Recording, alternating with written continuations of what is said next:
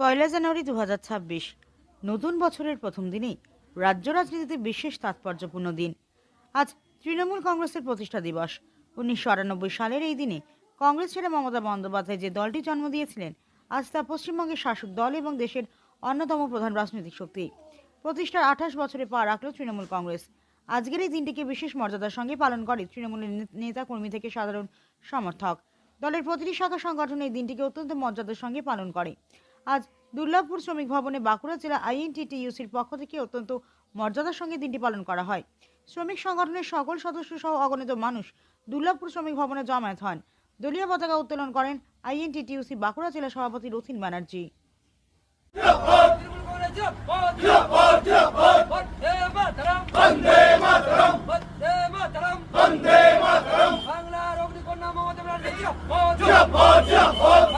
শ্রমিক ভবনের পক্ষ থেকে কিভাবে উদযাপন করা হয়?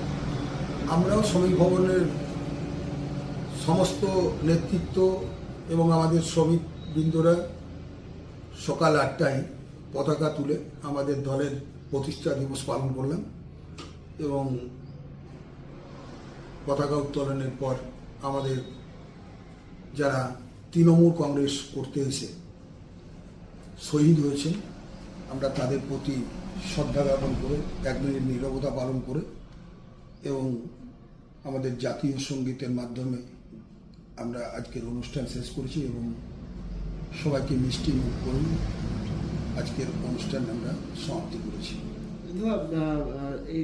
এই বছর আজ 1 জানুয়ারি, এই বছরই বিধানসভা নির্বাচন, কতটা একাধিক কর্মসূচি বেঁধে দিয়েছে দল, কিভাবে সেগুলো পালন করার চেষ্টা করছে? গতকাল থেকেই আমাদের যে এসছে নির্দেশ, জেলা সভাপতি তার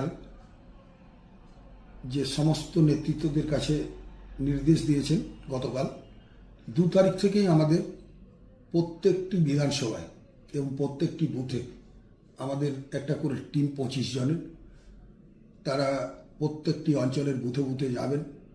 আমাদের রাজ্য সরকারের এবং দিদির যে কাজের মানুষের পরিষেবা, সেই পরিষেবা মানুষ পেয়েছে কি না, এখনও মানুষের কি পাওয়ার আছে, কি করতে হবে, আমরা মানুষের কাছে কাল থেকেই যাচ্ছি। এবং বিধানসভা নির্বাচনে আমাকে দল 3টে বিধানসভার সালতোড়া, ছাতনা এবং বাঁকুড়া বিধানসভার দায়িত্ব দিয়েছেন। আমি যতটা পারবো